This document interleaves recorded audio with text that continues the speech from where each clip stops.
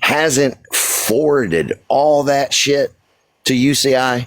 I mean, these major prisons, they've got whole investigative units. You know, they're trying to combat drugs, they're trying to combat, assault, all kinds of stuff. So I just don't understand if he even believed that, he wouldn't be saying it on the phone, because now there's never a chance. I promise you, there's never a chance. They already know he's got a big mouth. They're not going to take a chance and let him get away with something like that. Never. Oh yeah, because then they'll be right in jail alongside him. Yeah, I mean, it's just mind blowing to me. Before this whole situation, I didn't know anything about, that you could get these calls and you could get this and I didn't know that was a thing. But I think it's opened a lot of people's eyes, though. And I think it's going to become a bigger thing that people start getting all these jail calls and all that, because there's just so much. It's packed with information. There's so much shit you learn from these calls. I don't know. There's a woman in here, Angel Petal. She says she's a nurse practitioner in Idaho and she works in the prison D row, and life hurts. She said, no way he can do that. Yeah. So yeah, like you said, if you probably were quiet and probably not on D row and probably didn't try to escape prison and try to smuggle things in, you probably had some opportunities. I'm sure he still has a little bit of things. Someone, but not at the hand. It's just the guards turning their head for a quick second. They ain't going to be bringing somebody else where he could potentially put somebody at risk, because then that's all, everybody's in trouble, so it's going to be it. Yeah. I'm sure he's able to get a phone or, get some. He would have been able to, but now they're looking for that too, because, I was going to say, did you hear that call though, where he was like, oh, I was looking, he slipped up himself saying that he was checking a post. How are you checking a post? Well, unless he jailbroke his tablet, Well, and that's a thing too, but you got to understand, this is these couple hundred inmates that are on death row. That is it. There is no higher security level than that. And there's cameras now. A lot of people down here, a lot of people had been murdered, in prison by guards. I mean, it used to be a very dangerous place. And that's changed because now there's cameras everywhere. If they use force on you before they can even touch you, they have to have a camcorder, they're videoing everything. So, they may risk their ass a little bit to make a little extra money with some other stuff, but there is no way in that situation with somebody like that any of these guards are going to risk their ass or their benefits or any of that for somebody like that. You mean 48 hours in a trailer with FYJ? No, that's not a thing in Florida, and it doesn't matter if you're married or not. So, that's not happening. But that's just part of the game. That's giving these women a little bit of hope. And if you really think about it, though, he says it to so many of them. So what that tells me is that's what it's about for a lot of these women. They think there's a chance. Yeah. Oh, so I get on your visitor list and oh man, this is going to be great. We can slide off in the mop closet. No, but that's what it's about. It's not about, I haven't heard one of these people say anything about you being a better person. Never. It's just a lustful, just disgusting situation. It really is. And it's about that because he says it to all of them. So they've obviously talked about it, and that's what they're hoping for. And that in itself is absolutely crazy. I mean, if that did happen and you got pregnant, then what? I mean, you're accepting to raise this kid by yourself, and this kid's father, he was conceived in prison. And I mean, if you really break it all down, it's mind blowing. It's a sickness with some of these people. We gotta tell these girls straight up, because Rose has faced it firsthand. They ain't gonna help you, even if he is locked up. Yeah, you're still gonna be doing it on your own. The government won't even help. Yeah, for sure. Angel says that their officers have to have body cams on at all times. They cannot be turned off. She has one on her as well. That's crazy. Yeah. And listen, I got out in '07, so that's 17 years ago. There's a lot of stuff that's changed. You know, I do stay in touch with a buddy that worked for me for years, and he ended up getting locked up. And so I try to be there for him and help him out. And he tells me all about the tablets and all. That's all new, you know. That wasn't a thing back then, but I don't know. Maybe they do. I wouldn't doubt if they have to wear body cams in Florida. I don't know for sure. I can find out, but does he sound like different to you too? Like a lot of people were asking, just do you think that he sounds like different than from when you were talking? Besides the stupid conversations, just like in general, like how he laughs, how he talks, like in general, is it like totally not him anymore? I have 100%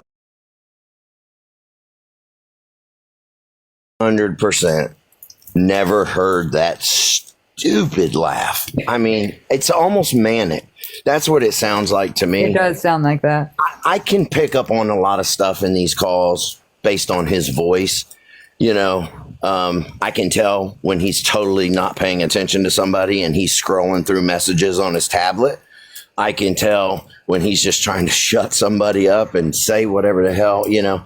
But there's so many new things. If you go back to when, you know, our phone calls were in I think like the first week and a half, 2 weeks, 3 weeks, whatever it was, you can tell the different tone in his voice, the way he talked, the way all that. And that's the normal him, sober, normal him. All this is all just part of the game now. You know, back then he didn't have it. He said that on one of the calls the other day. I didn't have nobody. I went years with nobody, you know, nobody sending me money, no, all these message requests and all that. This is all just, this is what's crazy. And that's why I said what I said about he's the puppet master from the jail pulling everybody's strings, because he wasn't doing that before, but he is now, because like I said, the two things in life that he really has cared about as an adult that I know of, money and women. And it's not money like I'm out hustling, making money on the street. Not that kind of money. Yeah. I'm always in and out of jail and I need somebody to take care of me. That kind of money. Mm-hmm. And I've explained to him, you know, maybe when you're out and you're taking care of other people you say you care about, when the time comes and you do get locked up, those people are going to kind of pay you back because they know what kind of person you are. He didn't have that because everybody that's, you know, known him for any length of time, he shit on them, taken advantage of them, done all that. So it's definitely a different him, but it's simply because he's got unlimited funds. He's got somebody doing stupid shit for him out there, and he's got unlimited women reaching out, letting him do and say anything he wants to them. And he knows they're not going nowhere. And if they do, I got 50 more right behind them. So it's sad. That's what bothers me the most about everything. Well, that's the thing, too, is that I've noticed when he's telling these girls, like he's telling them, he's like, listen, I just pay these guards a little, like some money, and they're going to, so it's like now he's going to use that as like, hey, I got to get a couple thousand so we can have this visit. You know, he's going to use that to be able to get more money sent to him, and it'll probably go to somebody. He's definitely a master manipulator. He knows how to do it, and he knows how to work the system. He's like, okay, you send it to this guy, give it to this guy's girlfriend, and then she'll bring it to him. And like, you know, like it's just so crazy to me. Like, how when he doesn't even really, he doesn't get to interact with people besides through a cell. So what is he yelling across the way like, hey, Sam, can you, like, I just don't, you know, I mean, I've never been on D row, so I don't know how it works. So, you know, I'm sure there's ways, and there's, especially when you have money to drop to people to get things done. But it's just like, how do you even strike up that conversation? Like, they don't even know you, you know? Yeah. Like, they just found out he has money. You know, I wanted on a deep dive. Like, I'm about to reach out in the kiosk to a cellmate next to him and be like, so how does he talk to people? What did you think about the Patreon calls while you sat in the cell next to him? You know, I gotta know. Well, if you think about it like this,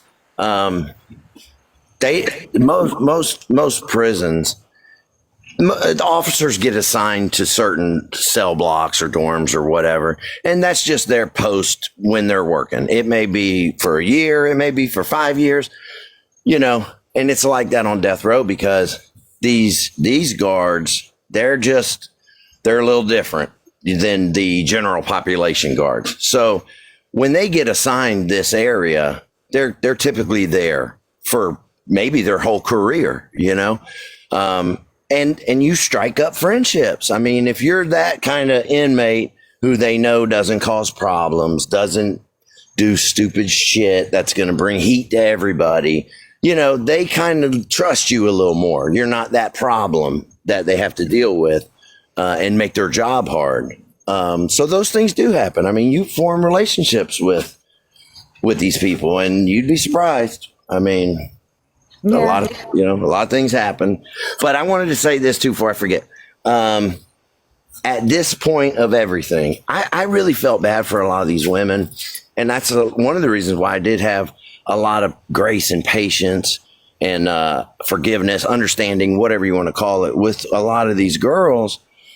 But at this point, if you are still choosing to, be in touch with him and feeding this kind of game he's playing, I have zero sympathy for you at this point, because you've been warned.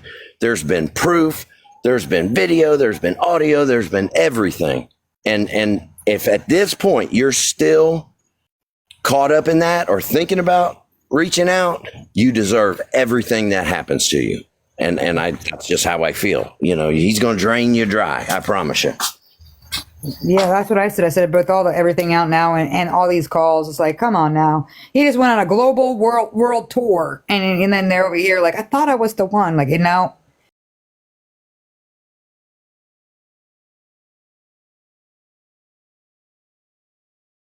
Girl, that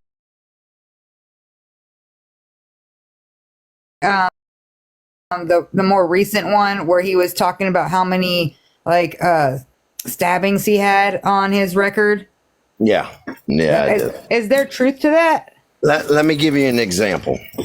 There's in Florida, you've got general population, you've got, if you mess up, you got confinement, AC confinement, DC confinement. DC confinement's disciplinary confinement. And then there's a step above that, which is CM. They call it close management. That CM1 is 6 months, and you're with somebody. You have a cell partner. You're locked down for 6 months. I think it's 6 months to a year. CM2 is a year to up to 5 years. CM1, minimum 5 years behind a door in a one-man cell. And to get CM1, I was on CM1 when I was released. I was released from CM1. I had somebody come after me with a weapon, and I managed to take the weapon from the person and went after them. And when I did that, the rec officers saw me. So they automatically felt like I was the aggressor in that. They didn't care what I said, because I did hit the guy, but I was accused of being the aggressor. They locked me up. I went before the CM board. They transferred me, and I went straight to CM1. That was just for an assault. That wasn't for stabbing somebody. If you got caught stabbing somebody, you're done. They're not just going to lock you up for a few weeks and then cut you loose. You're going to CM. That's just how it goes. So, I mean, anybody that has done any time knows that. You're not going to have 2 recorded stabbings and be in general population. It's just not going to happen. You're through minimum 5 years in Florida.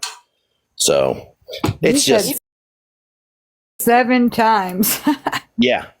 Was it 7 or 10? Oh, he said 10. Dang, I think he 10. said 10. Yeah, I think he said 10. And I remember even my wife looked at me like with this like face, like, really? Because she knows she's ridden through it with me. So she knows, and that just, but he can use that on people that don't know any better. They don't have a clue. They'll believe it. Oh, he sounds so tough. Come on. That's just not facts.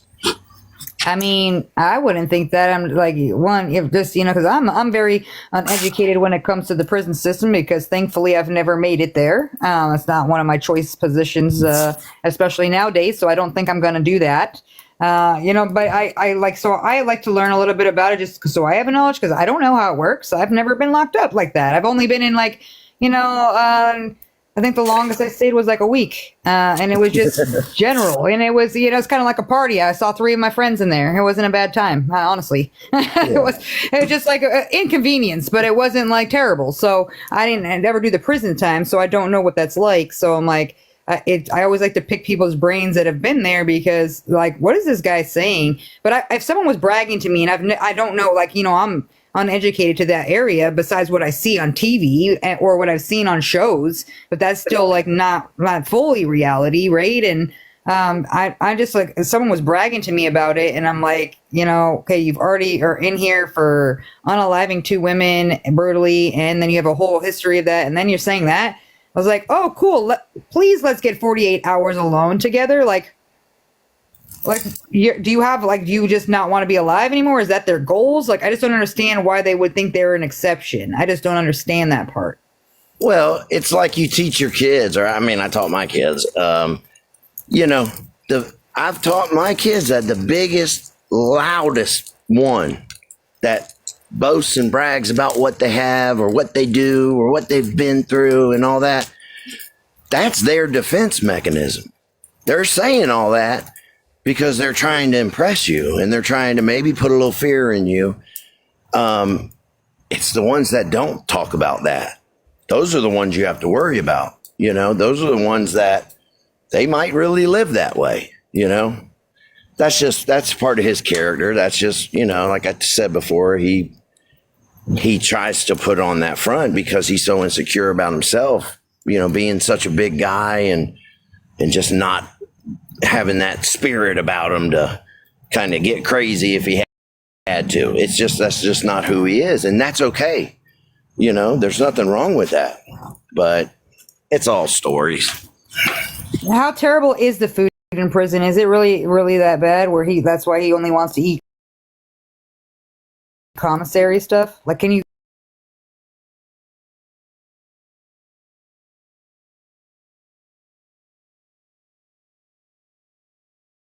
Is it?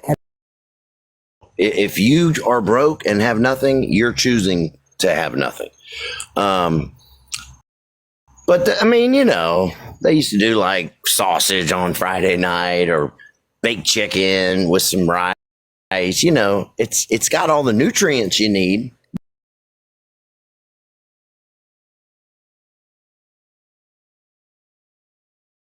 Because they give you a good calorie diet, but it's just bland. It's not like you're eating for the taste. You're just kind of eating to survive. Did you concoct stuff in there, like in the commissary at all? Like, did you buy stuff and like? Because I see these people like making weird stuff with ramen and they're just making like these crazy things. Did you do that too? Absolutely, I still do it to this day. My kids. So you still eat certain things that you used to eat while locked up? Man, I will make a goulash that will feed the neighborhood, and just out of shit ramens and chips and just the worst, fattiest, sodium-filled shit. But yeah, my kids will ask for it. Man, Dad, let's make a goulash, and we'll throw down. You get real creative. I promise you, you get real creative. Yeah, that's. I was actually watching this girl that she does like, she shows a lot of things of like how to like make makeup out of like pencils, and she does all this crazy stuff that she makes. And so she was showing like different food things, and I'm like, what? Like, use it like, I didn't know you guys get like, there's a lot of food lists on there. When I was looking at the commissary, I was like, oh wow, you eat spam and all this crap. Like, the hell? Yeah, it's gotten a lot better. Florida, you can't buy tobacco anymore. I guess on death row you can, but you can't buy cigarettes or dip or any of that. But just try this next time. Take a pack of peanut M&Ms. You know, I don't know how many colors are in there. There's several, I guess. What they used to do is take whatever color eyeshadow they would want. They would just take that color, lick the peanut M&M, and then do their makeup. You know, I'll have to do it live where I'm like using M&M.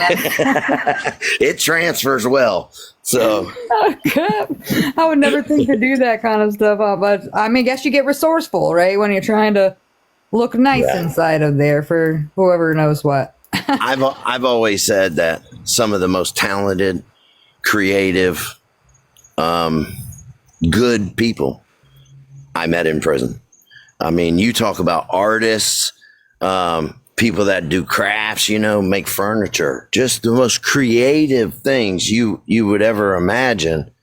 Most of them, the creative ones, most of them are addicts, you know, and they get out, they can't stay off dope, and they go back, you know, and get sober, and they do that dance until they either die or until they want to make a change. But there's some very creative people locked up. Do you have any other friends that you were locked up with that you're still friends with today besides the one guy? Yeah. Oh, yeah. I don't have friends. You know, I don't go hang out. I go to work, I come home. That's just what I do. And that's how I've been able to change my life. But one of my, I would say he's probably my best friend. He's 70. I don't know. I think he's like 76, 77, but I met him in prison, and we were in side by side cells, and he was just a good dude. And he always talked about Alaska. He was a contractor in Panama City Beach, and he built, you know, high rises, built, you know, condos, big stuff, made a lot of money, but he was a bad alcoholic. And but everybody knew him. So he would get a DUI. They would take him home, you know. On his fifth DUI, he was driving to a bar, and there was a 19-year-old kid walking down the side of the road heading to the same bar. He had just finished like basic training, and he was home for a couple weeks, you know. And my buddy ran him over, and he killed him. You know, and he couldn't get out of that. So I think they gave him 15 years, and, you know, he lost his business. He lost all his equipment. He lost everything. They weren't married at that time, but she stuck by him. And when he got out, they bought a cabin up in Alaska, and that's where he lives now. We stayed in touch. You know, he got out a few years before me, but he stayed in touch with me. And when I got out, you know, we got together. Him and his wife at the time came down, and we all hung out. And they moved to Alaska. 2 years later, she was diagnosed with cancer, and she died a month later. You know, it was sudden. So now I've got somebody that I would die for, who is like an hour and a half outside of Anchorage in a cabin with dogs, by himself. He's drinking himself to death right now. You know, he misses his wife. He has nobody up there, and just one of the best men I've ever met in my life. Would do anything for me. And I'm stuck. I'm like, damn, I feel like I need to go up there. He won't move back down here. He can't never drive again. So, you know, up there he can ride, you know, snowmobiles and side by sides on the road. They're allowed to do that. Or off the road, they have trails, you know. So he's like, the only thing keeping me alive is my dogs. And 2-3 times a week, you know, I sit on the phone with him for sometimes hours and just listen to him cry, you know, because he's by himself. He's alone. You know, I'm like all he has, you know, and he's really like my only true friend that I can relate to just based on our past. And, Melanie's like, you got to go up there. You got to go up there. You got to go up there. And I'm like, babe, first of all, I can't make this man do anything. I can't make him pack this whole property up. And he still owns a house in Panama City Beach. And it just sits there empty because that was her house. And he's like, I can't never get rid of that. So, I'm torn with that, but that's just part of life. He knows what he needs to do. He's got to stop drinking. He knows that. But, great person, made a mistake. He made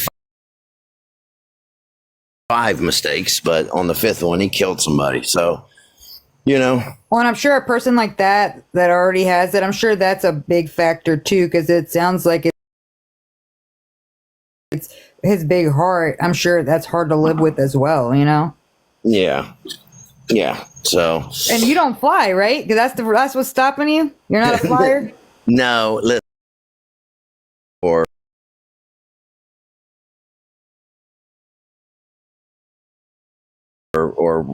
whatever. I needed to get on the damn plane, I'd get on the plane. But if I'm not just jumping on a plane to go see a baby. I know they're coming down here soon because they want to go to the beach and do all that. So I'm going to see the baby when they fly down here with the baby. You said to go see a baby. and I can't really miss work. You know what I mean? I missed all the damn work with the storms and stuff. So I just can't really miss work for that. But, That's true. Your wife looks like she's having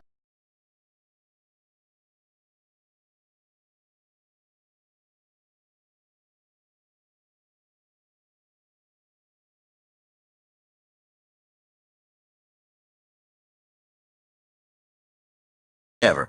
So her and Stevie were very upset about that, not being able to see them. So last night when I was driving them to the airport, Melanie was just like real short, she was yippy, everything we said, you could tell she was super stressed out. And I think the part of it was, until she was on that plane in the air, she was just worried. And Stevie looked at her and said, Mom, what is wrong with you? Like, you are just being short, and I could see it in her face. She processed it that fast, like, oh shit, I kind of am, I know why I am. And, she pulled out of it, but I don't know. They'll be down here soon. I'll see the baby then and everything will be all right. Yeah, they're kind of boring when they're babies right now at this stage anyways, just cry and poop, so, Not much to them right now. No, he'll be fun a little bit sooner. Like when you guys can go to the beach and they can actually do something, like he's walking around and stuff, so it'll be a little bit more entertaining. But I'm sure your wife is soaking it all up right now. Oh, she's that person that will like hold any baby. Like, here, I'll take the baby. Give me the baby. Where I'm like, damn, I don't want to drop the baby. So I don't really offer much. I love holding kids. I love kids, but she's just that natural.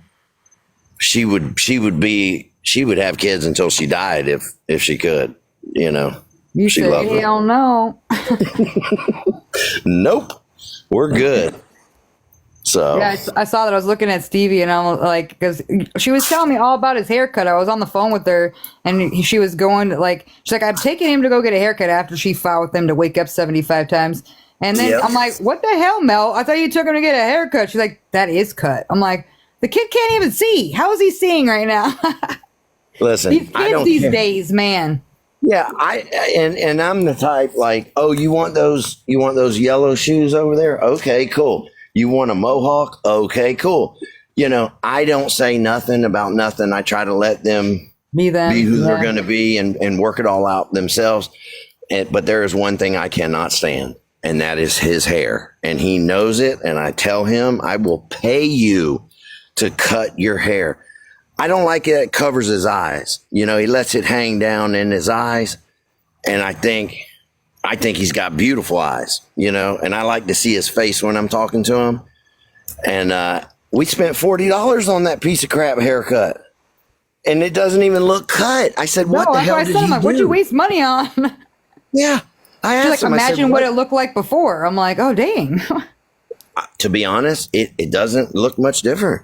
That's I crazy. mean, it doesn't look It's much the different. style though, because even my kid's boyfriend came over the other day and I was like, what's up with your hair? I just said it like that. Like, what's up with your hair? I can't even see your face. Like, you have eyeballs? How are you walking? I was just asking him like, hey, I'm not trying to judge, but I'm real curious how you're driving that car with my kid in it when you can't even like see through the hair. I can't see your eyes. So that's really disturbing for me. He's like, oh, I can see. I'm like, what? Through the cracks of hair that I can't even see that you can see. Like, Well, yeah, what's the style? It was he's never got cool. He's got his permit right now, so he knows when he's driving, he like kicks his head back so his hair goes back and gets out of his eyes. But he's that boy that I take him to school in the mornings, so I fight to get him up. He gets up 10 minutes till we got to go, and then brushes his teeth, gets ready, and then he tries to walk out of the house with this nest of just madness on top of his hair, on top of his head. And I'm like, no, you got to do something with your hair. Like, you are a reflection of us as parents, and you are making us look bad. As a unit, we look bad because they know you just rolled out of bed. You didn't even put a comb through it, nothing. But he doesn't care. I don't get it. When I was that age, I cared what I looked like. Yeah, I think I was like, times have changed because like even like it was like guys and girls, they all cared about what they were looking like before they did anything. Like my kid was like that too. She just took her junior pictures and she wanted them, so she's like, yeah, can you buy this package? So of course I paid the money, and I'm like, did you brush your hair? You knew it was picture day. Like, yeah, like where's the outfit that I told you that like we got for you to wear? Like, what are you wearing? I mean, I won't get mad because she was wearing a Nirvana shirt, but still, like, girl, like this is your yearbook photo. Like, what are you doing? You brush your hair at least. Like, well, I watch these kids. He's in high school, and I watch. Sometimes I'll take him and he'll jump on the bus by our old house, or sometimes I just take him to the school. But I watch all these kids, and they just look like zombies. They all have sweatshirts on, and I'm like, it's 90 degrees at 6:30 in the morning in Florida, and they all have hoodies on, and they're just like shuffling like zombies. They don't care what their hair looks like. They don't care what they're wearing. They don't care if they sweat all day. I mean, it's just the times are different. Everything is well. That's how my kids are. They're in the summertime. They're wearing hoodies and sweats and stuff, and then they're complaining that they're hot. And then in the wintertime, it's freaking -6 with like snowing, and they don't. I'm not wearing a jacket. I'm not. They're gonna make fun of me. I'm like, it's like it's like wind chill. You're gonna freeze to death outside, and they're like, no, you can't wear a jacket anymore. Like, you get made fun of. Like, you get made fun of for being warm. Like, I just don't understand the logic while you're shivering there. And then my kid, can I wear your jacket? Well, nope. I told your dumbass to bring a jacket, and so now you're gonna freeze because this is what you wanted. Remember, you chose this life. Like, what the hell? That's so true. I can't. It really is. I'm like, wow. I remember being a teenager and being like rebellious, or like my parents didn't know anything and I knew everything. I get it. But it's like, okay, now you're just throwing logic right out the window here. It doesn't even make sense. And I'm quite embarrassed as it's 96 degrees and you're in a full sweatsuit. Like, and people are just staring at us. Like, I think people are just like, they're thinking something's wrong with you. Okay. Yeah. Well, I told Melanie, I don't know if I was growing up as a teenager right now, if I don't think I could do it. I don't think I would. It is so hard. And I know firsthand with my son, he's a big kid. And when I tell you these kids will make fun of each other for everything. I mean, hairlines, but they call each other big backs. I mean, what the hell is a big back? But as a parent, I have been so close to dealing with kids' fathers because of how their kids act. And I feel bad for these kids. I have a lot of sympathy for even middle school, elementary, I think it's probably the same. But high school, man, they will beat each other down. They will beat each other's self-esteem into the ground. And does it affect him though? Or is he just like that? He brushes it off? Oh, it bothers him. There's things that bother him, but he knows, we'll sit down, we have a lot of time to talk, and we'll just talk about stuff. And, I've always said they can say what they want to say, son, as long as they don't put their hands on you, and he knows he has 100% my support to defend himself. And he knows if you can't do it, I can help you. And I think because of that, because he's got strong parents, who've dealt with their own shit, he knows, we can talk about it, and we're going to give them reasonable advice. You can't teach these kids now, hey, go tell someone, go tell a teacher. You can't do that, because now they're just going to make fun of you for being a snitch. Now you're a snitch. Now you're a snitch. So it's a no-win. It's really a no-win situation for these kids. And a lot of times, like with my son, he's like, Dad, can we just leave it alone? I'm ready to go to war. And he's like, let's just leave it alone, Dad. It'll get better. And, he really, he deals with it better than I ever could deal with that kind of stuff. Well, it's such weird times now too, because it's not like when we were like kids and our parents would go down to school or stuff. Like now, like my kid was getting bullied to the point of like I was literally worried for her, like because she went into a deep depression where I couldn't even get her to. She wouldn't want to eat. She didn't want to get out of her room, and then I ended up deep diving and finding out through her friends that there was like one specific girl that was just really nasty, and she just didn't want to talk about it because she didn't want to make problems. She didn't want to be a snitch. So she stayed quiet, and so I talked to the school about it because I'm like, I don't want my kid. I'm not going to mention any names here, but what are we doing here? Like, and she's like, well, you'd have to tell me the kid's name. And I was like, are you going to call the parent so I could talk to the parent?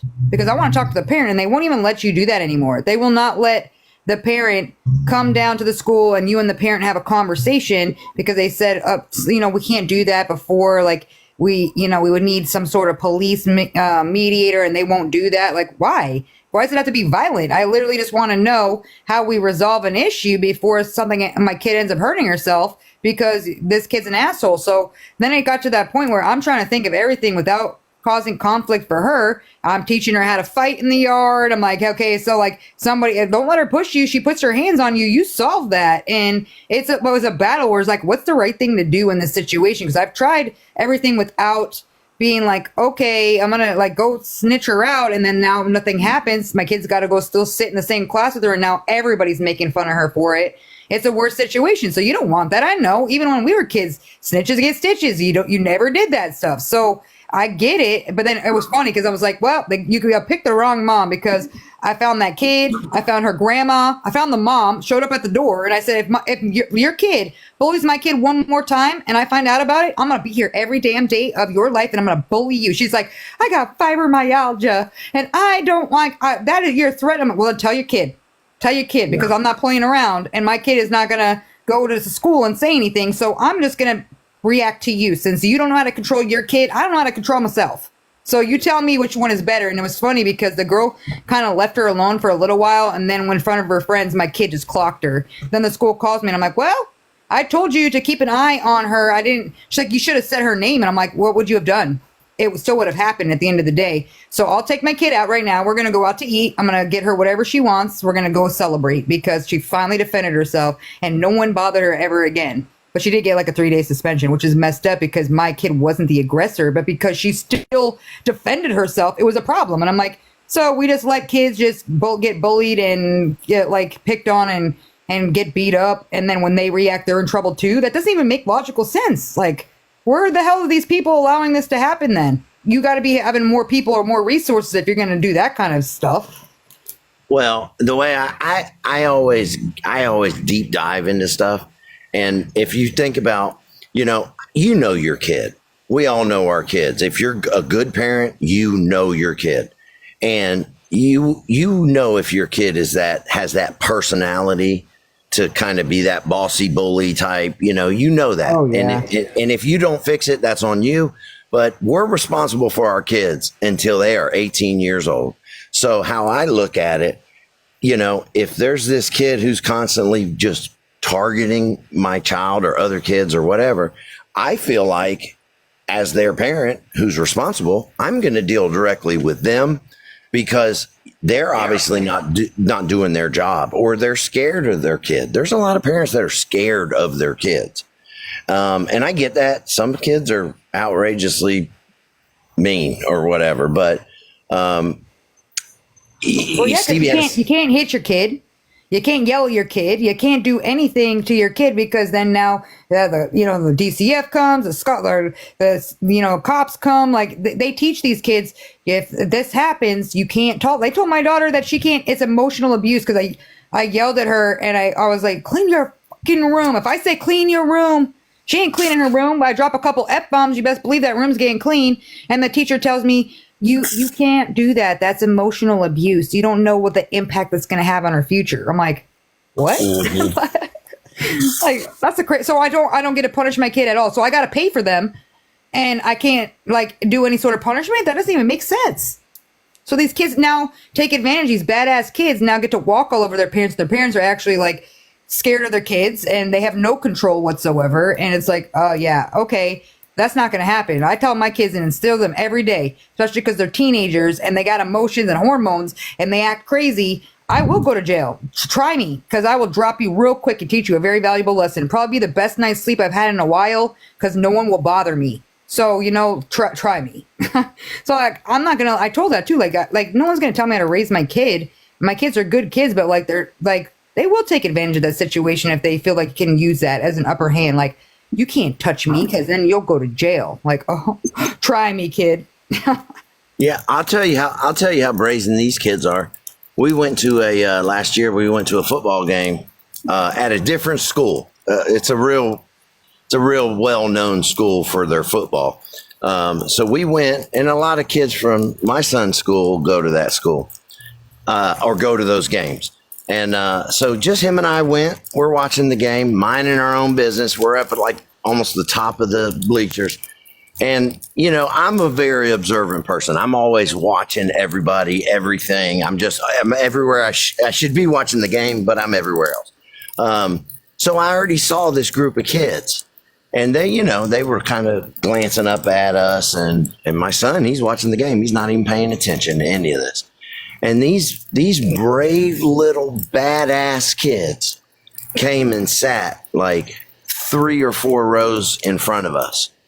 And every now and then they'd look back and laugh or whatever. So I'm already ready to do some Jackie Chan shit off the top damn thing, I know my body can't handle that, but I was ready.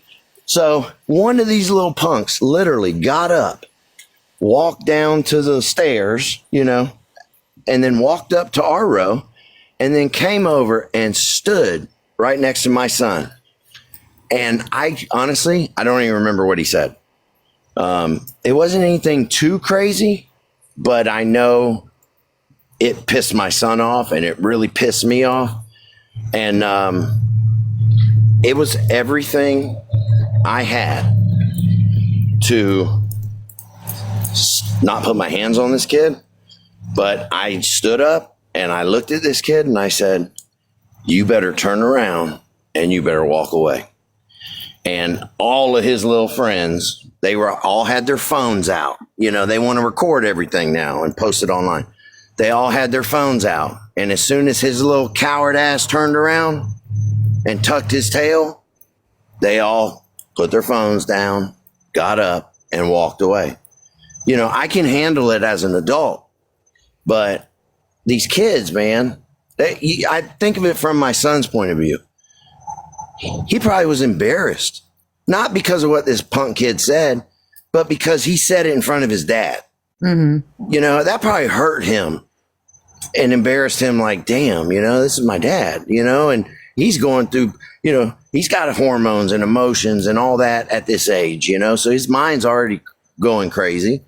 But I could not believe when I was that age, I would have never thought about.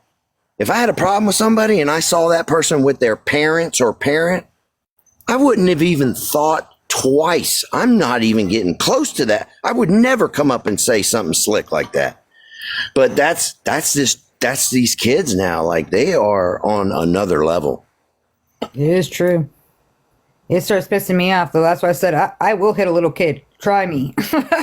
Like, these kids want to act grown. We go see how grown you really are, because I've seen that too. It's just like so bad. And even like when my kids tell me, see, my kids, I don't know what you guys have in Florida, but we have yonder pouches. So my kids have to carry this pouch with them, and they have to drop their phone in the pouch and click it. So the second they walk into school, someone watches their phone get put into a bag, and they know that you have a phone. So if you don't have a phone, say like my kid forgot her phone at home, I have to call the school or write a letter stating that she forgot her phone, or else now there's consequences because they know you have a phone. But they watch you put it in there and it locks. And then when you leave for the day, then you can unlock it. So you either leave it in your locker, you're allowed to carry it with you, you just can't get to your phone. And I'm like, so what the hell's the point? Like, is that private school, Coral? No, this is public school. Man, listen, my son goes to school with a big ass like DJ style headset, one ear on, one ear off, phone all day, listening to music all day, watching video. They don't do nothing down here like that. They have their phones constantly. Yeah, that's crazy. Well, that's why I say, because my kids will be, I think they did it on purpose because, you know, these kids are getting into fights and people are recording it. And nobody's like, so I'm like, how did this girl get jumped? And you guys all recorded it. And where was anybody around? This was in the middle of the hallway. Like, there's no teachers. There's nobody. This was a long fight here. Like, this is crazy. And so she was telling me that, like, right, because there was so many and so many kids calling, and magically the school got a don't. So this is my other kids that are there, because we have two high schools. One's a tech school and one is a regular high school. So the two that are at a tech school, they had these like a couple years ago, so they've been doing it. But my other daughter just got them assigned this year. So it's just been like frustrating because I'm trying to message her, and before she would wait till like lunch or a break or in between classes, and she would text me back. And now I'm like, oh God, like I'm trying to tell her that I'm not going to be there and somebody else is going to go pick her up, and I can't even get a hold of her. You can't call the school because they're like, oh yeah, no, we cannot relay that message unless it's an emergency. So then what the hell? So I'm like, I was up there. I Googled how to break into yonder pouches so that way I could tell the kids. I'm like, I'm about to go buy the magnets so you could use it, because that's the whole thing is most of these school like shootings or stuff that happens like that, it's been because of these kids that are seeing something they call before anything even happens, or while the second it happens. It's never the school reporting it first. It's always a kid that's had a cell phone. So it's like, those cell phones are important. Maybe get better, like, you know, better staffing or something going on there. Or how about like put it out to, what I wish they would do is put it out to these retired vets. And there's so many of them that would love to protect children. They have nothing to do. You can just have them walking around the school. They'll keep them damn kids safe as hell. Like, they ain't letting nothing happen on their watch. And they wouldn't even charge any money to do so. So I just wish they would think of other ways, because it ain't working. And you take away cell phones, and I already, like, you guys could have, like, when my kids do these like drills, and I'm like, you know, practice like your safe hiding spots. But this is what I want you to do. Go to this little spot right here, break this window, and I'm going to meet you right here on the side road. Like, don't be a sitting duck and doing what they're telling you. This is what you're doing, okay? I don't care what they do. We're not doing that, okay? Like, that's how we're getting out by any means necessary. You practice a drill, but when it comes down to it, there's a real go-to, and it ain't that one. Like, we ain't sitting ducks up in here waiting for something to happen to you. That's a dumb drill that their teachers were telling them, like, hide behind your desk and stay in place. Like, no, I'm breaking out the window and I'm going at the kids in the hallway. I don't see them outside the window. I'm getting out the window, and I'm like, why do they teach them these like stupid things and then take away their phones? It just makes me feel uncomfortable, because I'm like, why do I pay all this money when they can't even use the phone? What is the point? Like, why don't you punish the kids that are getting caught on their phones? How about that? Like, why does everybody got to be punished for it? Why can't parents say, you know what? I don't want to do this yonder pouch. I want to sign and say that my kid's not participating. It's not happening. Either your kid has to leave their phone at home, or they have to participate. If not, then there's levels. So the first time they get a written warning, the second time they get an in-school suspension, the third time they get, I'm like, what? Why are you guys stricter on the damn phone than you are on kids bullying? That doesn't even make sense. Ugh. We got, you ever heard of Grady Judd? No. The sheriff, he gets on and he does those press conference where he talks about, we'll kill you graveyard dad. And, he's like, his daddy was sheriff for like 30 years before he became sheriff. And, he's that sheriff that's like, teachers carry guns, if we get a call, we're not sitting outside the school waiting on backup. We're going in the school. We're going to, like he's a very proactive sheriff. I love him. I think he's, that's awesome. He's all about protecting your property and protecting your family. And so our schools there are some schools where these, there's an organization down here. I can't remember the name of it, but it's all retired veterans, and they've come together and they just sit outside schools, like there'll be two at one school and they just sit across the street. They don't have nothing to do, and they just watch the school, trying to catch somebody, trying to do that kind of craziness. So I feel pretty safe with these schools. You guys are also in a red state too. I'm in a blue state, so it probably explains why they're so different over here. They're very like Massachusetts is definitely very uptight about a lot of things, and they're very like my kid. They have furries at their school. They're the ones that like if they want to be a cat, they could be a cat. Like what? No, I had a whole conversation with the school. We actually had a problem because my kid got a call home from school where the teacher told me that my kid was bullying, and I literally lost it. I was like, what do you mean she's bullying? And then when I go down to the school to talk to the lady, she tells me we're in the room with my daughter sitting there. And so I said, I don't want to hear what you have to say. I want to hear what my kid has to say, because I could tell when she's lying, So look me right in the eye. And she's like, Mom, girl wears cat ears every day and a cat tail. She climbed on top of her desk and she's meowing. And so the teacher calls on her and asks her to respond and read something. She says, meow, meow, meow. And so the kids all start laughing. Teacher says it's not funny, that she can't do that. So then the teacher just stops all that noise and then picks on my kid and says, okay, you have to read that. And here goes my smart ass kid. Well, why do I have to read it if she doesn't have to read it? Like, she should have to read it too. And she's like, we're going to talk about this later. We don't do this. And she gave her a whole lecture about making people feel bad about themselves. And I sat to the teacher and said, are you serious? She's not wrong, because I can't bring my dog to work, so why the hell is our cat in the classroom? Like, that doesn't even make sense, because we got to teach our kid logic. When you want to be a cat in your goddamn bedroom after school hours, I don't give a shit. Be whatever you want, kid. But in reality and at work and at school, these are education. We ain't doing that shit. That's fucking weird. You need to teach your kid. They're not 5. Like, the kid's going to get made fun of even worse by wearing, like, it's not like the kid has problems. That's just their lifestyle. Okay. That's like fetishy and weird, and I don't think that should be tolerated. And it's just my opinion. I'm sorry if your kid's a furry out there. Don't be writing on Reddit about how I'm picking on furries, because that's weird. That's weird shit. Okay. Well, Stevie has there's a few. I thought it was fuzzies, but yeah, I guess your furry's right. Fuzzies. Oh, you got fuzzies. We got furries. No, it's probably furry, but in my head I was going to say fuzzy, and I was like, that doesn't sound right. But he's got a field cricket at his school. That's what I said. I said, what the hell is a field cricket? I'm trying to figure it out myself. What is a field cricket? Yeah, I don't know. He really couldn't explain it either. Like, every day the kid dresses like that? Yeah. I mean, we had some gothic people, and we had some people that wore some choice things, but like, not like barn animals and crickets. Like, yeah. Heck yeah. That's weird. Yeah. And then it's like, you look at your kid that's just like normal, and they're like, you're getting bullied, but Mr. Cricket Boy over there is doing just fine. Like, I don't understand.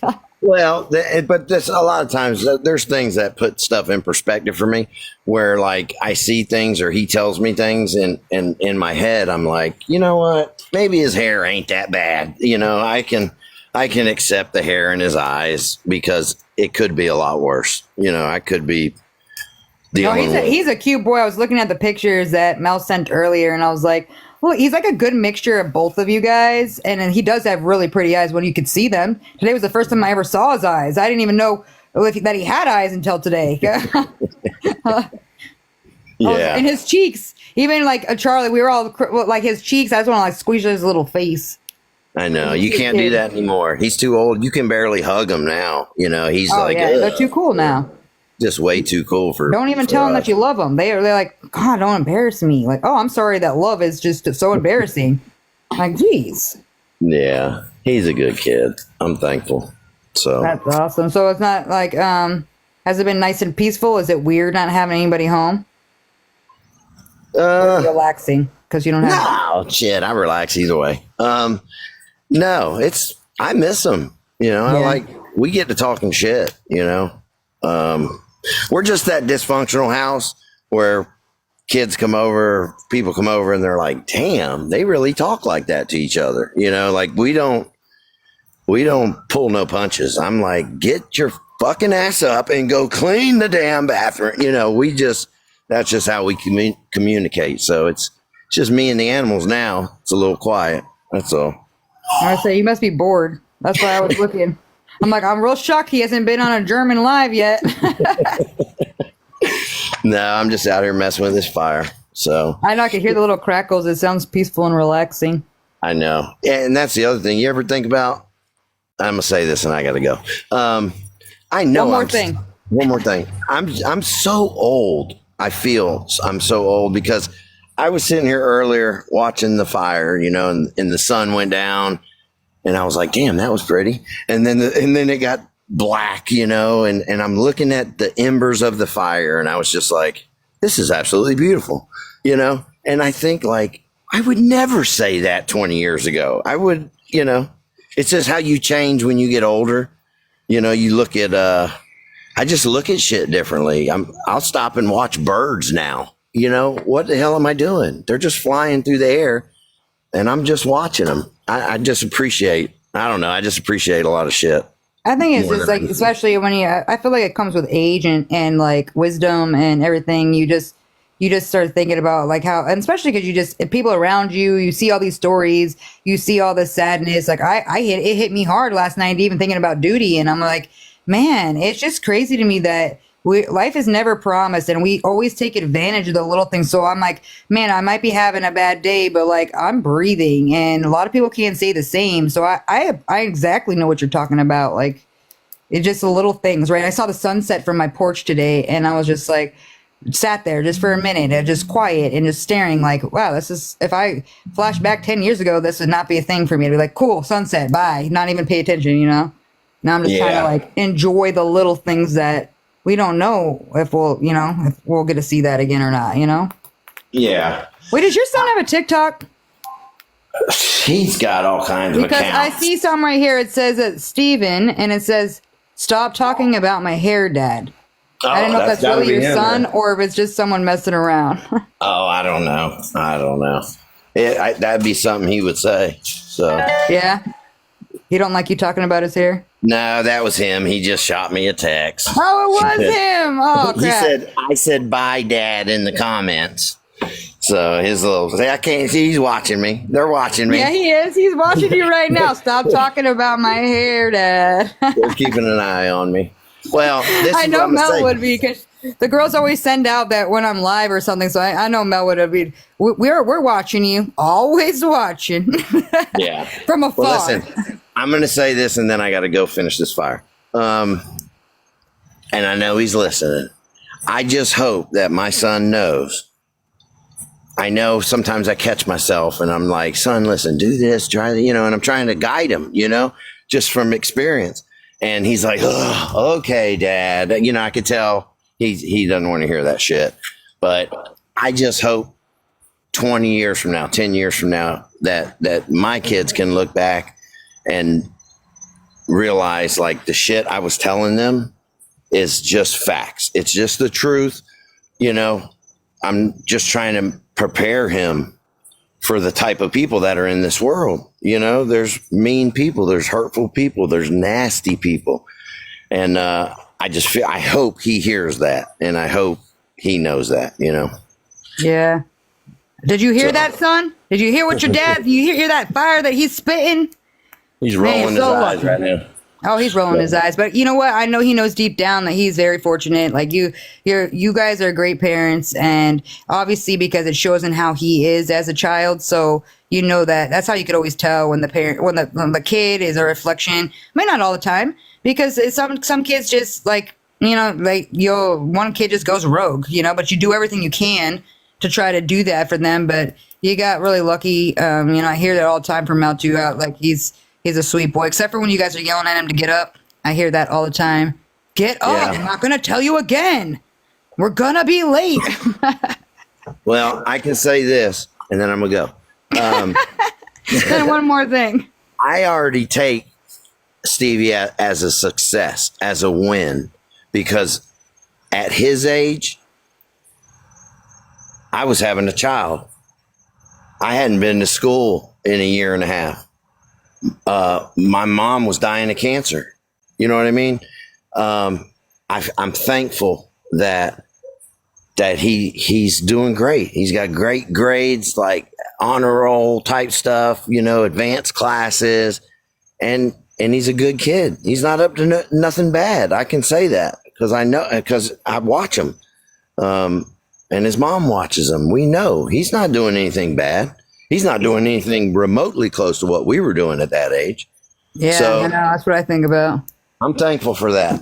I want to tell people too right now, just a heads up, there's 336 of you in this chat right now. He is a minor child. Don't be over there friend requesting him and stuff. Leave that boy alone. Let him have friends of his own age. Don't be weirdos. You know? Please don't be weirdos. Don't be weirdos. But all right, kick me out of here, please. I appreciate you. I'll kick you out. Always love having you in here, but you didn't say it, and I need to hear it one time. Fuck you, Jesse. You don't have to ask me to say that. Fuck you, Jesse. You didn't say it. Was the first time I heard you say it tonight. I was waiting. I love though that how you sign everything. Now it's like you'll write this important message and it's so good, and then at the end FYJ. I'm like, oh, we signing our names like that now. Okay, noted. Sometimes I question that because I'm like, damn, you know, that was a nice post or whatever. And then I'm like, no, we all crack up. I was looking this. If you actually look up the hashtag FYJ, it is like a viral hashtag now. You have made that hashtag go viral. So that's congratulations. Awesome. Yeah, that's all. And everybody needs to pray for Duty Ron. So. Yeah, we are going to pray FYJ, FYC. That's it. I'll kick you out now. I hope you have a good rest of your night. You too. And yeah, stay out of the German lives. Absolutely. Okay. Bye. Let me boot you. Why is it not letting me? Oh, there it is. Disconnect. Boom. Always a fun time when Papa Steve pops in. I miss that guy whenever he comes in and graces us with his presence. I love it. Words of wisdom. I could talk to that guy all day. Him and Mel, easiest freaking people to talk to ever. They literally, we could talk about anything. Like we talked about prison food and everything today. We also learned that Papa Steve can make makeup out of M&Ms. So maybe he'll do a video showing us how to do eyeshadow on lipstick one day. Oh, crap. I can't. I'm just trying to catch up on the chat now. Yeah, the best mom and dad dude. Yep, it's for real. He sure does. Hopefully people don't be weird and like, oh, he says I can hear you. I'm out of here if you're going to get mushy. Yep. We rally for that boy. He's been like laying low the whole time, but obviously a very good kid. We are in an Uber if you don't want to hear from us again. Duty Ron has cancer. He talked about it last night and told the communities about it. He did a live on YouTube if anybody wants to watch it. He doesn't know what kind of cancer it is. He found a lump. He doesn't know, some sort of lymphoma, leukemia. He's not sure. He did his PET scan today. And so in a couple days, he'll actually know what stage he's at, if it's isolated to just that lump that he found, or if there's more to it. So right now we're just he just asked for people to send good juju, prayers, whatever it is that you do. Hopefully he caught it at the early stages and they're able to go hard on the treatment, because the poor guy, as soon as he told me that, I was just like, dang, man, why is it always the good people? It's always like the best people, I swear to you. Like, I could name 16 shitheads right now where I could care less if they got that. Sadly to say, it sounds fucked up to say, but we all do. Don't lie. We all know somebody that we can be like, take it from that person and give it to this one, because they got karma and we're just going to help it out. But like, not him though, not her. Like, it's like, why? Like, my boss is like Mother Teresa. She's like probably I've never had a boss in my lifetime that is like her. Like, she's so amazing that I love her so much. It's insane. I could literally be like, I can just come out right on my face and be like, you know what? I'm fucking tired of this shit. Cheryl's pissing me off today. She's being fucking lazy, just like that. And she'll be like, you know what though? Cheryl might just be having a rough home life. So just stay away from her, and I'll just take her out of what you're doing, so that way you don't have to worry about it. Like, why are you so amazing? And she has multiple myeloma, non-treatable. Just buys her some time. And I'm just over here like so sad, because a woman is always positive, no matter what she's going through, no matter how she feels, all through these treatments she's been going through. And you could tell by looking at her sometimes she ain't feeling great, but she's still such a beautiful, never complaining person. And I'm like, I just want to take it from you and give it to Jesse. I'm so sorry. Like, why you? Why? Coral, I heard a saying, when you pick flowers, you pick the best ones first. Oh, Sarah, that is insane. I like that a lot, but I don't, because I'd stop picking the best ones for that kind of shit. Okay. Pick them for good things, not for the bad. Pisses me off for sure. I know, I'm sure everybody was pumped to hear Steve talk. I'm still going to keep pushing him. I'm hoping that he gets a YouTube going. Because listen, we could listen to that man talk all day. It doesn't even matter. Right now, I wanted to kind of steer the conversation into something different. Because, Wade's a little played out. He said what he had to say, but let's move it on. I was kind of curious about what kind of foods he makes. Now I want him to make me that goulash. Like, Mel, you still on here? How's that goulash? Because he's saying the kids like it and everything. And I'm like, I want to try some goulash. Does he make it in a trash bag? Like, I got to know. I want to try it.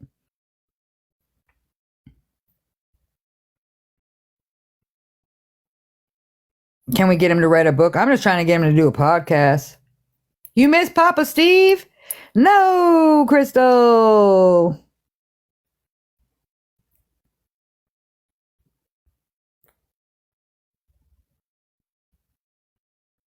Yeah, Steve left. Who are you, Tom Miller? I saw your messages earlier, but I'm just trying to figure out who you are. Because I've seen you pop in before. You live in Florida?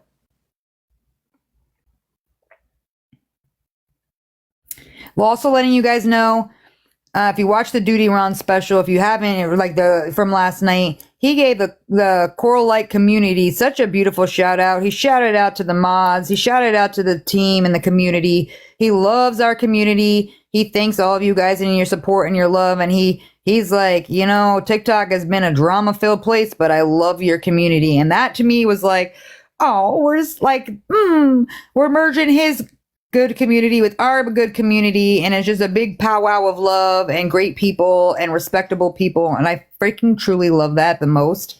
It's worth everything to me, over anything else, to have people that are very respectful. That guy was there for 9/11. He did a lot of things, for he's actually been through cancer before, skin cancer from 9/11.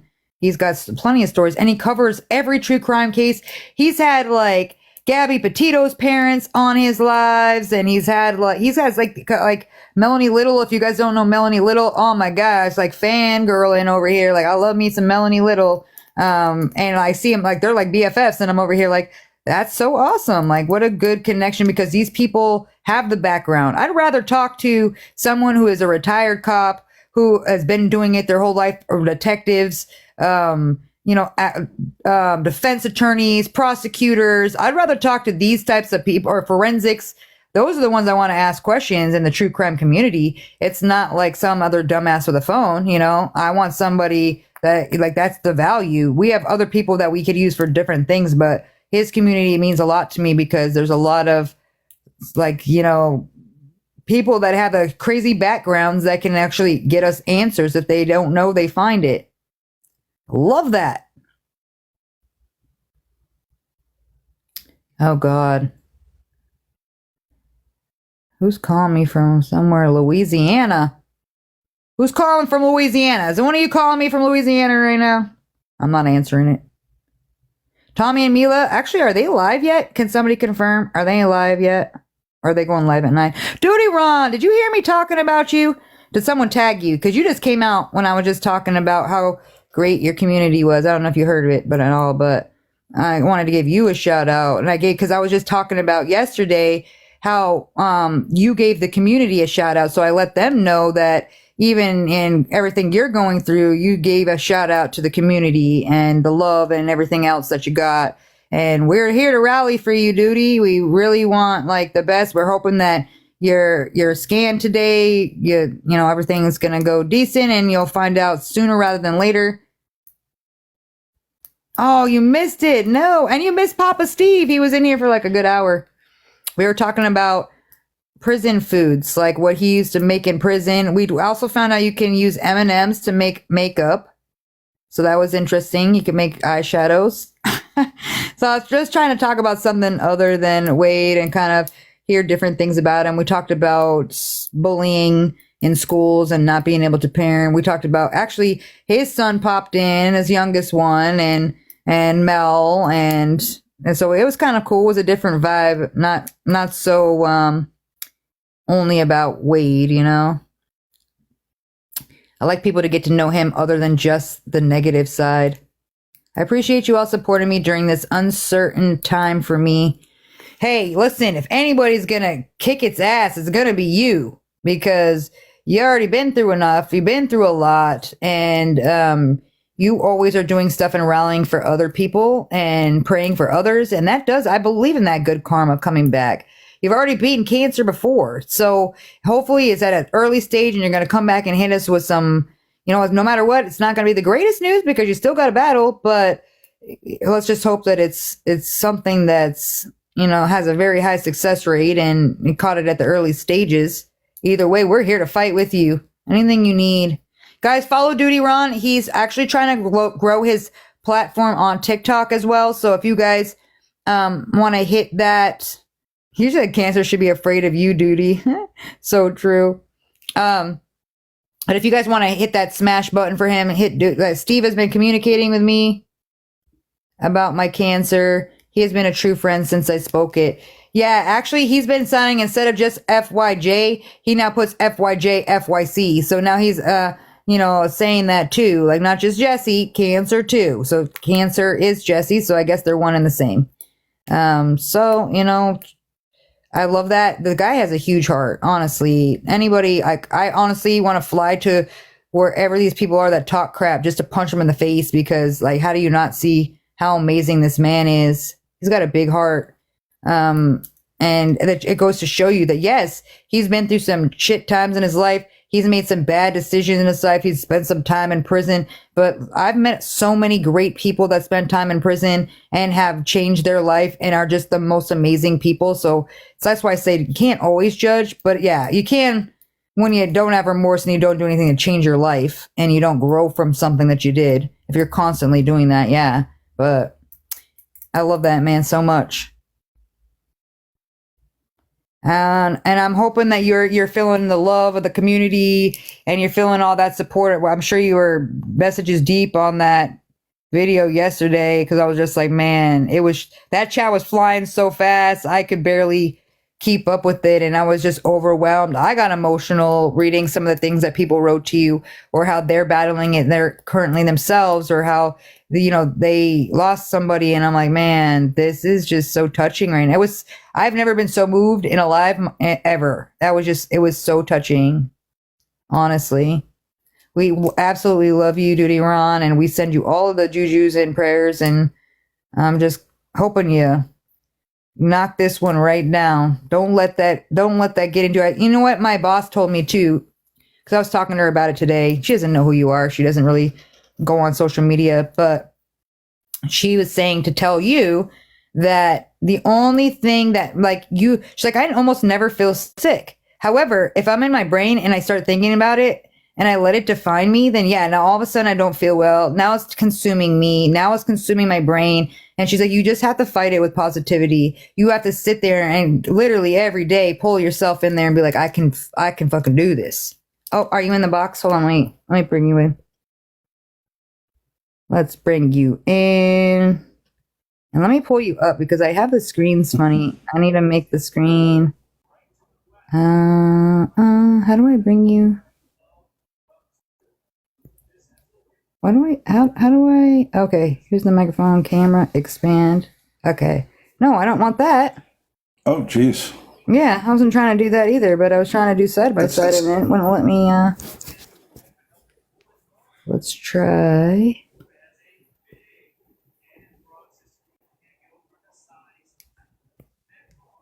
I hate this part of the TikTok. I wouldn't even know what the hell to do with it because I'm not familiar with the whole. You're on the Creator Studio?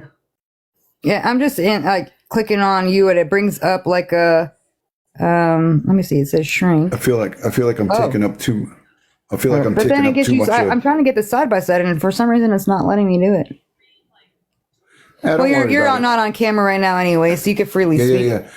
Yeah, so I'm just so I had the PET scan today, so I'm radioactive right now. So I'm sitting in my hoodie and my sweatpants, and I'm just chilling out in the living room watching the Dodgers and the Yankees. I want the Yankees to kick the Dodgers' ass.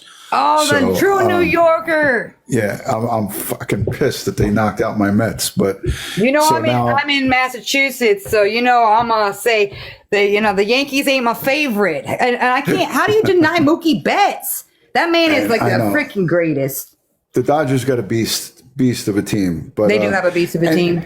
Anyways, but when a New York team is in the World Series, I got to root for the Yankees. I'm not a Yankee fan. That's true. I got to do it, in true New York fashion. But to all my Dodgers fans, wish you guys luck.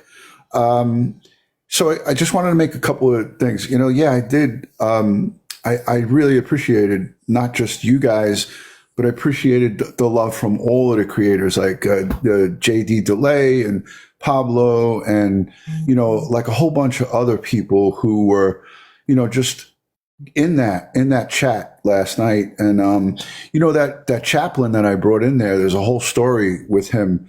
The guy Bob who said the prayer. I don't know if you were in there for that. I left and then I came back, but I rewatched the whole thing today. Okay. All right. So for those of you who watched or watched the replay, when that chaplain came in, so a lot of people don't know this, but when I responded down to the World Trade Center, my cousin Ralph, same last name as me, he was a journey foreman, electrician, working like his second day at the World Trade Center. But he was 7 years on the job, 30 years old, 2 little kids at home, an infant, and 18-month-old boy, 2 boys. And it was the second day there, he got killed by the terrorists. He died in the World Trade Center. So my cousin's parents, my uncle and aunt, they wanted me to bring them down because, I was at the site and they wanted me to bring them down there, I don't know, maybe a week or 2 later. And I put them all in a NYPD police van, an unmarked van, and we drove them to the World Trade Center, and they wanted to see the site where their son was disintegrated. And we're all there. They've got big Ziploc bags, and they're taking the dirt from the World Trade Center, all the dust, and putting it in the bags and crying. And, my big Italian family's there, and we're all sitting at the site. And all of a sudden, this guy with a priest collar comes up to us and goes, "Do you mind if I pray with you?" And it was this guy, Bob. And he was from Illinois, and he was there for months and months and months, praying with all the first responders. So that's how I met him. He prayed with us. He was just like an angel. He came out of nowhere, prayed with my family, and then he was gone. And he gave me his card, And for like 20 years, I looked at that card and I said, I want to call this guy. And I started talking about him on my YouTube channel, and somebody got the word to him that there's this detective, retired detective, talking about you. And he got a hold of me on the 20-year anniversary. And I had him on, and he prayed with me on the 20-year anniversary of World Trade. He remembered everything. He's like, yes, I remember your family. You guys were so gracious. And he came on and did a whole live stream with me. So last night, I texted him that I was going live to talk about my cancer, and he didn't know about it. And he was like, I want to come on. I want to pray with your people. And that's how that all unfolded. So this guy now lives in Florida. He works as a chaplain in Polk County for Grady Judd. So just an unbelievable man, just a godly guy. And it was just moving. I thought it was really, I wanted him to pray not just for me, but for all of us. And that's what he did. So that's what made that special. If you didn't see that part, go and scroll to it where it's the three of us. It's me, retired NYPD sergeant who I worked with in the warrants and the fugitive division. And it was me, her, and this chaplain. And it's well worth the watch, because I told him, I said, I want you to pray not just for me and my cancer battle. I want you to pray for all my people who are going through it, and everybody who may be going through it in the future, and pray for all of everybody. And he did that. It was great. That was beautiful. But it's even more beautiful now that we know like the backstory and like the ties, and how he's already done that for your cousin too. And I'm sorry about your cousin. That's terrible. Like, you're reporting to it, and you also lost somebody and I'm sure you lost other people as well. Probably people you worked with and stuff like that as well. Many people. And, that's when I got the diagnoses on the 16th, last Wednesday. I immediately flashed to all the people that I lost to cancer from the NYPD, and my personal friends who had nothing to do with that just got cancer and died. My father died of bile duct cancer. And so just like everything flashed before me, and it was just really surreal of what, getting that. And like I had the cancer from the skin cancer, but there was no chemotherapy, there was no radiation, there was none of this seriousness to it. They just cut it off. I got 17 stitches in my head one time. I got, another bunch of stitches in the back of my head. So I've had like 5 or 6 of these little bouts of cancer, skin cancer. But now to have this is like the real deal. And, I got the PET scan today, and I won't know probably till maybe tomorrow or Monday when it goes in my portal. So I'll get to see it before my doctor gets to see it. And we'll see. I'm just keeping my fingers crossed. I like what Crystal says. She says, cancer is a word, not sentence. You got this. Yeah. I mean, my doctor told me that 30 years ago, if you got this diagnosis, you'd be a death sentence. But modern medicine has changed so much, and the therapies for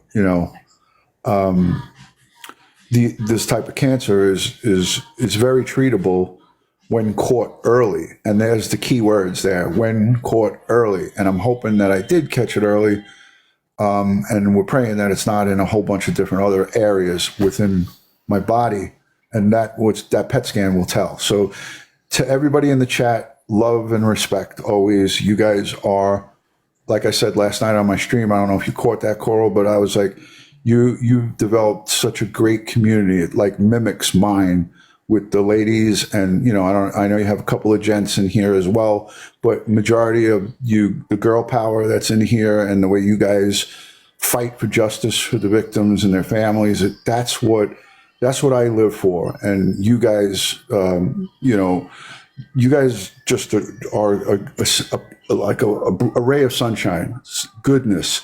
And I made it clear on the live. I called you guys out, the mods here, and all of your people who are, with you and locking arms. That's the kind of stuff that I like, to be around. And I couldn't not bring that out, because I saw, how when I said to you, hey, would you share this? I'm going to do this. And you were like, consider it done. And I love that. So I appreciate you. Oh, listen, I think we're all devastated by that news. And it was something that I know that's what we were about And that's exactly what you're about. That's why I said the communities are so beautiful to merge them. I've had people that joined that are part of your community said, "Hey, I've been riding with Duty Ron for a couple years now, but I started watching you because he's been talking about you, and ever since I guess Mila's when she was on there, I got some people from there, so they like our community too, and I'm like, I love it because everybody's feeling at home no matter which way they go."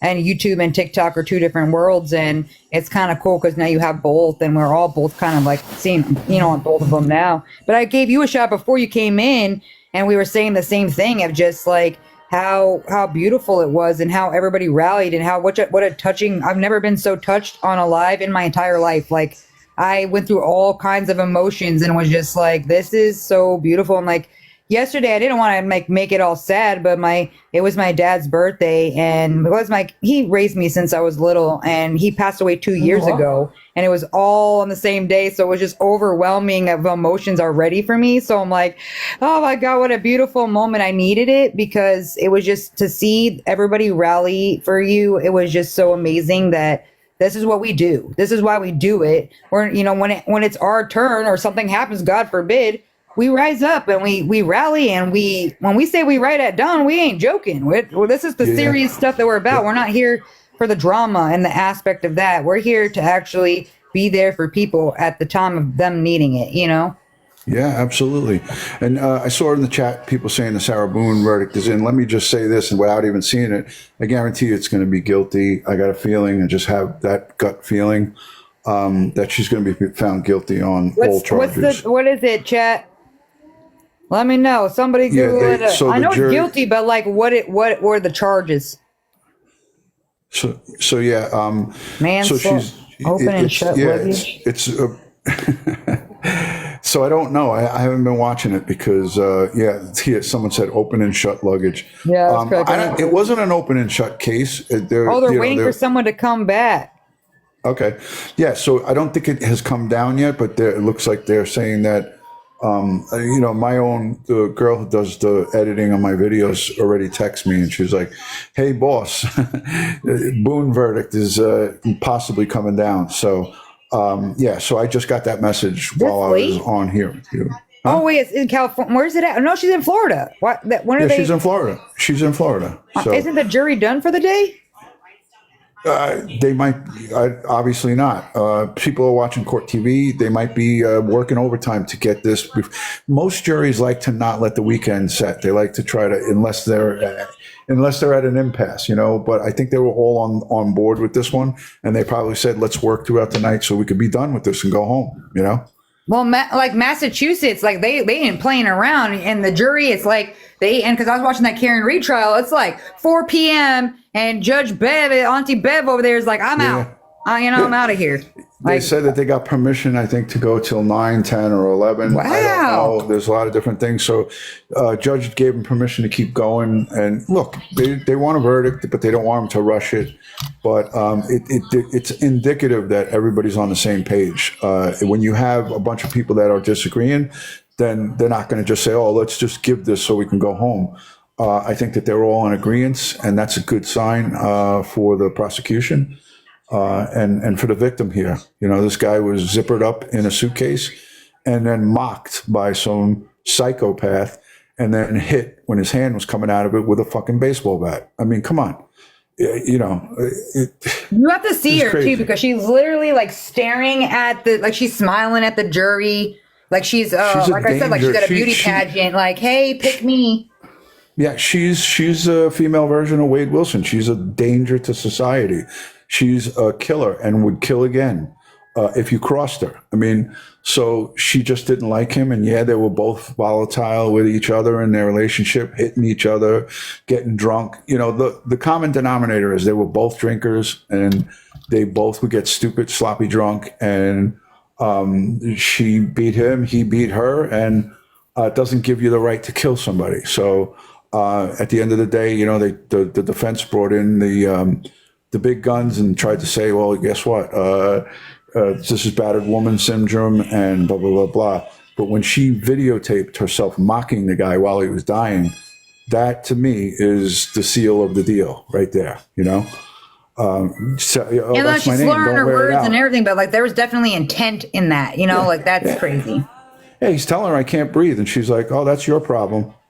Oh, I would love though to have somebody, like did he not, like he wasn't even moving in the suitcase videos. Like I'd have been flipping around, flopping around. Like that suitcase didn't move while he was yelling. So I'm like, they were both drunk. They both drank two like huge big things of wine, and that's confirmed. They both shared this big thing of wine, or two of them, and he was 5'2", 103 pounds. So.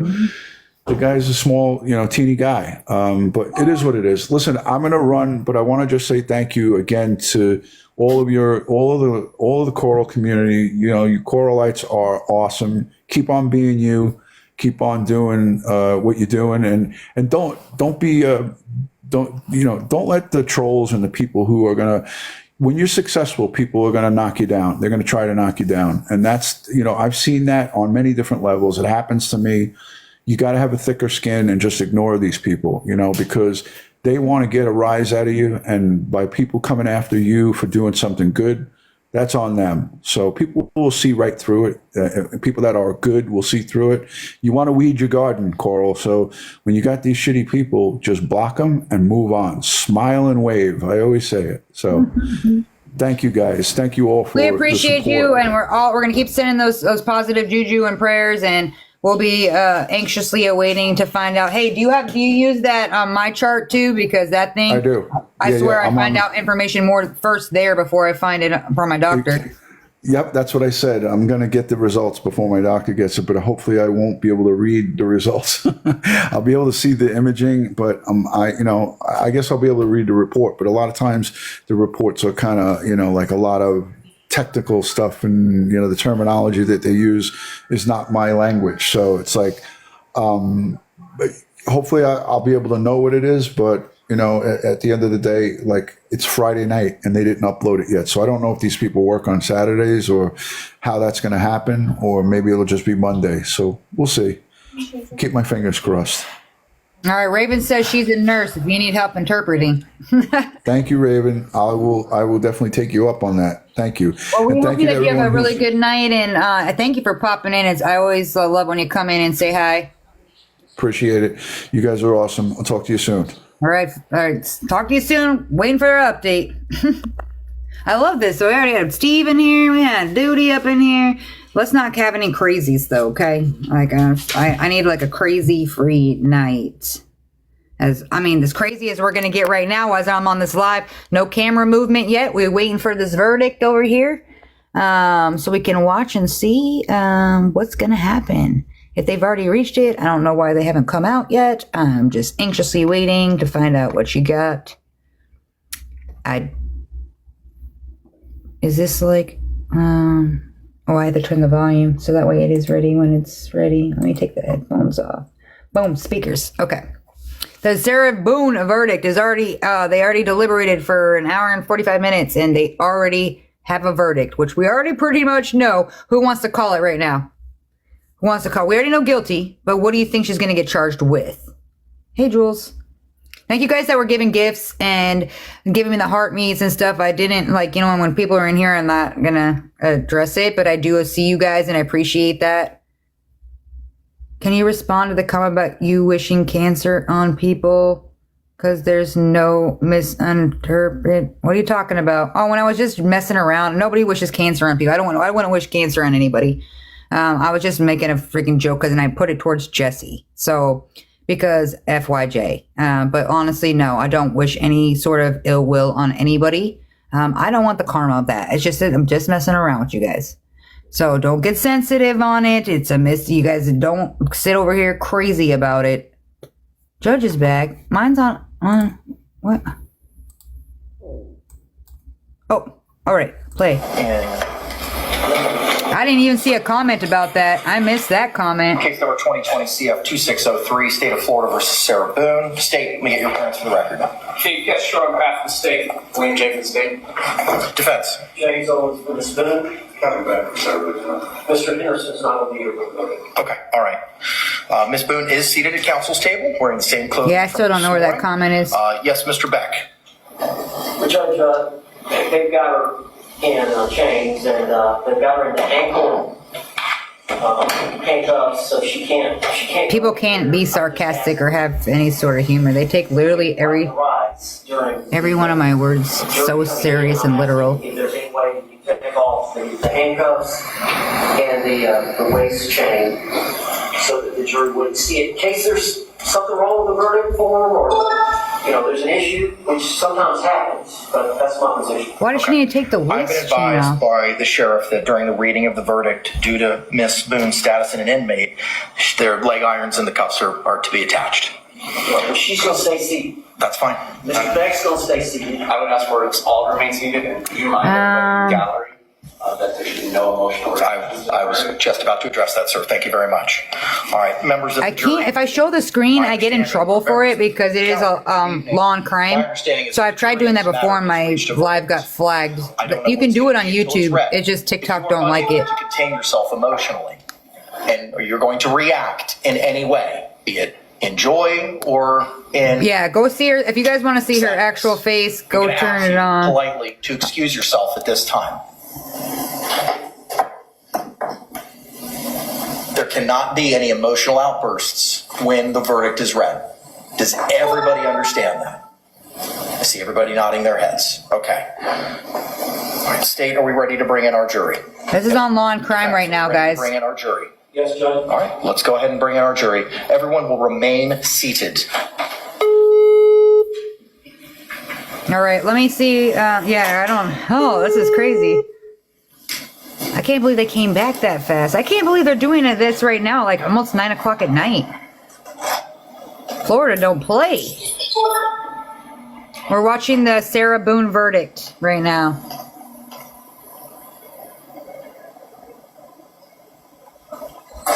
Maybe I'm watching it on YouTube. I would share it with you guys, but it does not. TikTok does not like me sharing law and crime. Actually, anybody, it flags the content because it's theirs.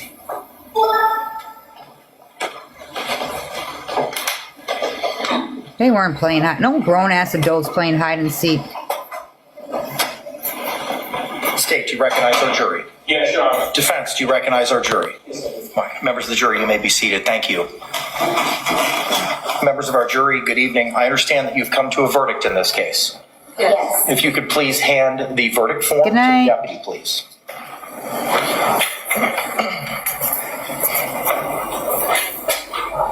Thanks, sir. Form is in. Oh, look. They're not showing her face. They're just showing the back of her head. Madam Clerk, if you could please publish the verdict. In the Circuit Court of the Ninth Judicial Circuit, Annandale, Orange County, Florida, case number 2020 CF 2603, the state of Florida versus Sarah Boone. Verdict. We, the jury, find the defendant guilty of murder in the second degree. Second degree murder. Charged in the information. So say we all dated at Orlando, Orange County, Florida, on this 25th day of October. They're not showing her face, just a side. The form has been signed by the whole person. Madam Clerk, please poll our jury. Juror seat number 1, is this your true and correct verdict? Yes, it is. Juror seat number 2, is this your true and correct verdict? Yes, it is. Juror seat number 3, is this your true and Yes, it correct is. verdict? Juror seat number 4, is this your true and correct verdict? Yes. Juror seat number Oh, her lips quivering. correct verdict? Yes. Juror seat number 6. We got a lip quiver. Correct verdict. Yes, ma'am. Members, That's the most emotion I've seen her have during this thank you for trial. your time, your sacrifice, and your attention in this matter. I know that we spent almost 2 weeks together, and it was not taken lightly, and I really appreciate the time and the effort and the sacrifice that you put into this case. I want to advise you now of your final instruction. Members, ladies and gentlemen, I wish to thank you for your time and your consideration in this case. I also wish to advise you of some very special privileges enjoyed by jurors. No juror can ever be required to talk about the discussions that occurred in the jury room except by court order. For many centuries, our society has relied upon juries for She consideration. should have taken the 15 years. CK, you're right. Recognized Dumbass, why wouldn't you take the 15? You already knew you were going to be guilty. Should remain their private affair as long as they She wish really it. thought the battered spouse was going to work Therefore, the law gives you when she was equally as not to abusive. speak about the jury's Made no work. sense. Although you are at liberty to speak to anyone about your deliberations, Look at my dog you hair are on me. also You can at feel it. liberty to refuse to speak to anyone. A request to discuss either your verdict or your deliberations may come from those who are simply curious, from those who might seek to find fault with you, from the media, from the attorneys, or elsewhere. It will That's be what up to you to narcissists do. decide They don't whether to take preserve plea your deals. They're privacy untouchable. as a juror.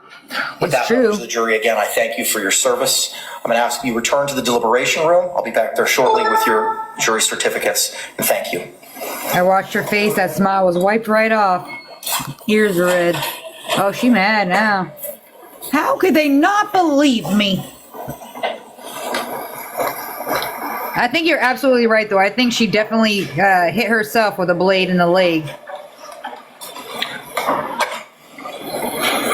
Ms. Boone, the jury has spoken in this matter and has found you guilty of murder in the second degree.